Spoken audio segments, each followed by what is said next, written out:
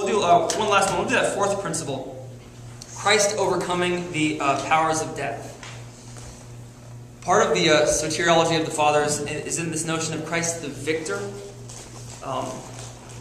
The Greeks love this notion of victory. You know, the triumphant arch. You know, in Paris, that big arch right in the middle. They got that from the Greeks. When the Greeks would win a big battle, they would really celebrate the victory. The Greeks had good armies, and so the Greek mind is really like this biblical notion of Christ, the victor, but it has a specific quality for the Church Fathers. St. Irenaeus says this. It's the paragraph which begins, "He fought and conquered." But watch how he does it through this marvelous exchange and that soteriological principle. Assuming so as to redeem. Referring to Christ himself. He fought and conquered.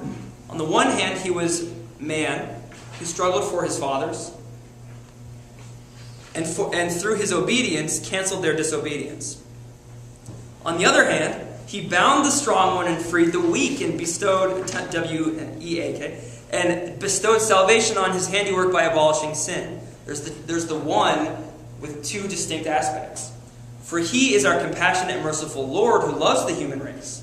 Had not man conquered man's adversary, the enemy would not have been conquered justly.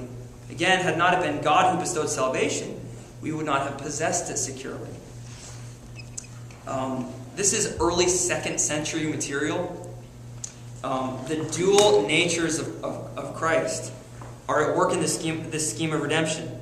Man and God, two distinct things apparently, are clearly involved, yet there's one person fighting and conquering, but in two distinct ways. There's a great quote from Gregory of Nyssa. He's another great church father. Hung around a little bit with Gregory Nazianzen. They must have got a little confused because they had the same first name. Their friends did anyway. Actually, I don't know if the quote's not on there, but let me describe it to you. The victory of Christ over Satan comes about through Satan's self-deception.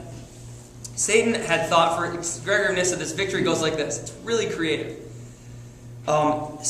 Because of the temptation and the fall, Satan thought he had a kind of right to compensation. Man becomes under the dominion of Satan. And so Satan, if he's going to give up those who are his slaves, human nature, that he has something coming to him. But, says St. Gregory of Nyssa, because Satan got the human nature to disintegrate through deception, that his due recompense is deception. And that deception happens, guess where? At the cross. And here's how Gregory describes it. Satan gets greedy like a fish. The devil swallows Christ's divinity along with the bait, his human nature. In this way, life came to dwell in death, and light in darkness, and life overcame death, and the light dissipated the darkness. St. Paul says in 2 Corinthians, if the rulers of this age had known the mystery, they never would have crucified the Lord of glory. So it was a trap. The crucifixion is a trap.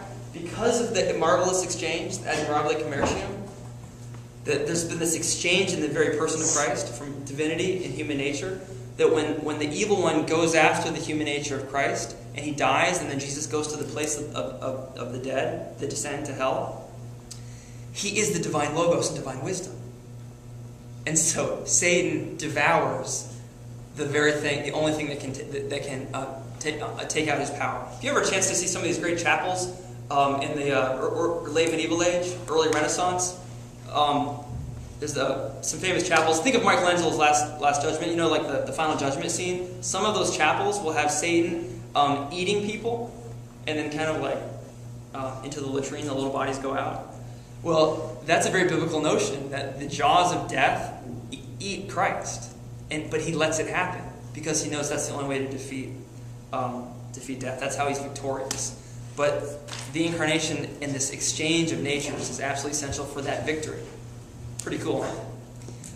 Good. We'll finish out next time. We'll finish out those last ones, and then we're going to start working our way up to the Council of Nicaea, where a lot of the things. If some of this stuff seems a little cloudy in your mind right now, that's probably normal because it stays cloudy all through the 200s and right into the 300s when we get the Nicene Creed, and that's going to add more technical precision to what we're talking about. So we're still kind of in this hazy post-apostolic age, pre-Council of Nicaea.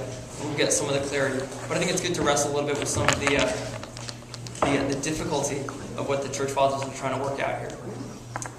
Great. If anyone have any questions about that, feel free to stick around. Otherwise, see you next week. And please hop online to the little Christology section. If you're not getting emails for this class, we send out about one or two a week. Let me know what your email is and we'll get you on the list. Okay? Great.